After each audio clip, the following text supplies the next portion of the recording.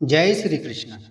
प्रिय भक्तों, आज मैं आपको आश्विन मास के शुक्ल पक्ष की एकादशी पापांकुशा एकादशी व्रत का महत्व और उसकी कथा सुना रहा हूँ।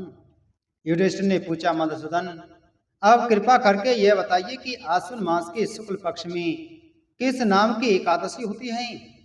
भगवान श्री कृष्ण बोले, राजन, आश्विन के शुक्ल पक्ष में जो एकादशी होती है वह पापांकुशा के नाम से विख्यात है। वह सब पापों को हरने वाली तथा उत्तम है। उस दिन संपूर्ण मनोरथों की प्राप्ति के लिए मनुष्यों को स्वर्ग और मोक्ष प्रदान करने वाले पद्म नाम संज्ञक मुझ वासुदेव का पूजन करना चाहिए। जितेंद्रिय मुनि चिरकाल तक कठोर तपस्या करके जिस फल को प्राप्त करता है वह उस दिन भगवान गरुड़ ध्वज को प्रणाम करने से ही मिल जाता है। पृथ्वी पर जितने तीर्थ और पवित्र देवालय हैं उन सब के सेवन का फल भगवान विष्णु के नाम कीर्तन मात्र से मनुष्य प्राप्त कर लेता है। जो सांग धनुष धारण करने वाले सर्वव्यापक भगवान जनार्दन की शरण में जाते हैं उन्हें कभी यमलोक की यातना नहीं भोगनी पड़ती।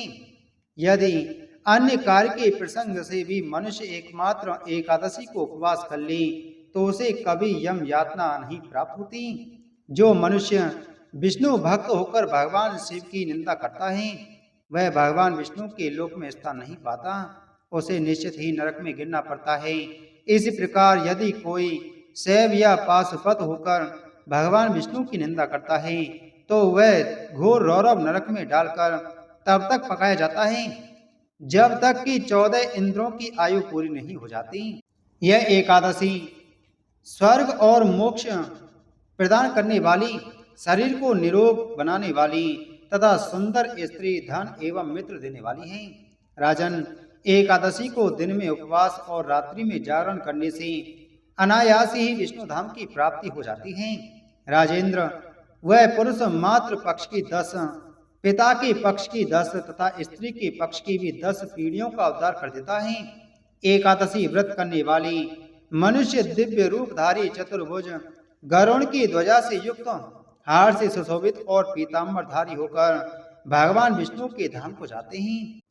आश्विन के शुक्ल पक्ष में पापांकुशा का व्रत करने मात्र से ही मानव सब पापों से मुक्त हो श्री हरि के लोक में जाता है। जो पुरुष स्वर्ण, तिल, भूमि, गौ, अन्न, जल, जूते और छाते का दान करता है वह कभी यमराज को नहीं देखता। नृपश्रेष्ठ दरिद्र पुरुष को भी चाहिए कि वह यथाशक्ति स्नान, दान आदि की क्रिया करके अपने प्रत्येक दिन को सफल बनाए। जो होम, स्नान, जप, ध्यान और यज्ञ आदि पुण्य कर्म करने वाले हैं उन्हें भयंकर यम यातना नहीं देखनी पड़ती। लोक में जो मानव दीर्घायु, धनाढ्य, कुलीन और निरोग देखे जाते हैं वे पहले के पुण्यात्मा हैं। पुण्यकर्ता पुरुष ऐसे ही देखे जाते हैं। इस विषय में अधिक कहने से क्या लाभ। मनुष्य पाप से दुर्गति में पड़ते हैं और धर्म से स्वर्ग में जाते हैं। राजन, तुमने मुझसे जो कुछ पूछा था उसके अनुसार पापांकुशा का महात्म मैंने वर्णन किया। अब और क्या सुनना चाहते हो?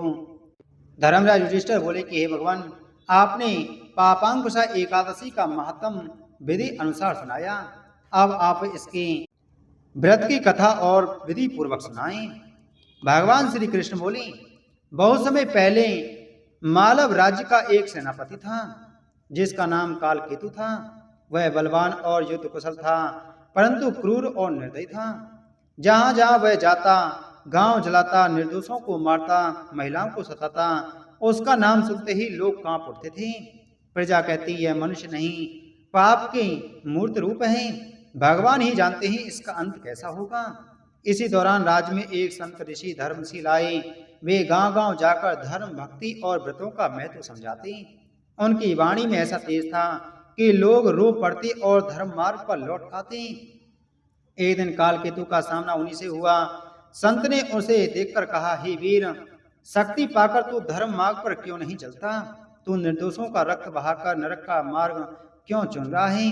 कालकेतु हंसते हुए कहने लगा, साधु, मेरे पास सेना है, धन है, शक्ति है। मृत्यु से मुझे कौन डरा सकता है?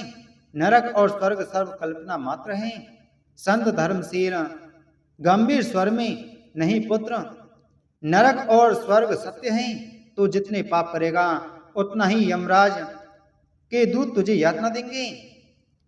पर यदि तू सच में मुक्त होना चाहता है तो सुन, आश्विन मास के शुक्ल पक्ष की पापांकुशा एकादशी का व्रत कर। यह व्रत तुझे नरक से बचाकर विष्णु धाम पहुंचा देगा। काल केतु संशय में पढ़कर कहने लगा, क्या एक ही व्रत मेरे असंख्य पाप मिटा सकता है?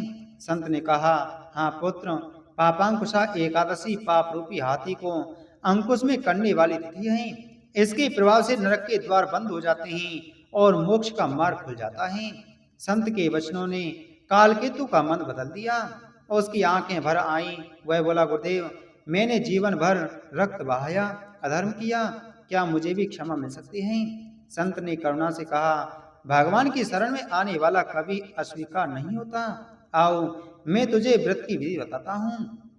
संत ने उसे समझाया, 10वीं से सात्विक आहार और संयम का पालन करें। एकादशी के दिन प्रातः स्नान कर भगवान विष्णु का पूजन करें। सबसे पहले सूर्य नारायण को जल अर्पण करना, उसके बाद में व्रत का संकल्प लेना और फिर भगवान विष्णु का पूजन करना। दिन भर उपवास और भक्ति करना, भगवान की कथाओं का श्रवण करना, एकादशी व्रत की कथा सुनना, रात को जागरण और भजन करना, द्वादशी को ब्राह्मण भोजन कराकर दान देना, उसके बाद में स्वयं भोजन करना। काल केतु ने संकल्प लिया कि वह व्रत करेगा। जब पापांकुशा एकादशी आई, काल केतु ने पूरे नियम से उपवास किया। पहली बार उसके हाथों से तलवार नहीं बल्कि फूल थे। उसने गरीबों को भोजन कराया, संतों की सेवा की और भगवान विष्णु का ध्यान किया। गांव वाले आश्चर्य से कहते, यह वही काल केतु है जो हमारी बस्तियां जलाता था, आज यह भक्त बन गया है। उस रात काल केतु ने जागरण किया और प्रभु का नाम गाता रहा। कुछ समय बाद जब उसका जीवन समाप्त हुआ, यमदूत उसे लेने आए। वे बोले, चल काल केतु, तेरे पाप असंख्य हैं, नरक ही तेरा घर है। पर तभी आकाश से दिव्य प्रकाश उतरा। विष्णुदूत प्रकट हुए और बोले, रुको यमदूतों, काल केतु ने श्रद्धा से पापांकुशा एकादशी का व्रत किया है, उसके सारे पाप नष्ट हो गए हैं। यह अब विष्णु धाम जाएगा, नरक नहीं। यमदूत निराश होकर लौट गए। काल केतु ने दिव्य रूप धारण किया और विष्णु विमान में बैठकर वैकुंठ लोक चला गया। संत धर्मशील ने लोगों से कहा, देखो भाइयों, पापांकुशा एकादशी इतनी महान है कि यह नरक के द्वार बंद कर देती है। यह व्रत करने से जीवन भर के पाप नष्ट हो जाते हैं। मनुष्य को धर्म, अर्थ, काम और मोक्ष चारों पुरुषार्थ सहज ही मिल जाते हैं। भगवान श्री कृष्ण कहते हैं कि हे धर्मराज युधिष्ठिर, इस व्रत के करने से समस्त पाप नष्ट हो जाते हैं और भगवान विष्णु के धाम की प्राप्ति होती है। बोलो एकादशी महात्म की जय। बोलो श्री कृष्णचंद्र भगवान की जय।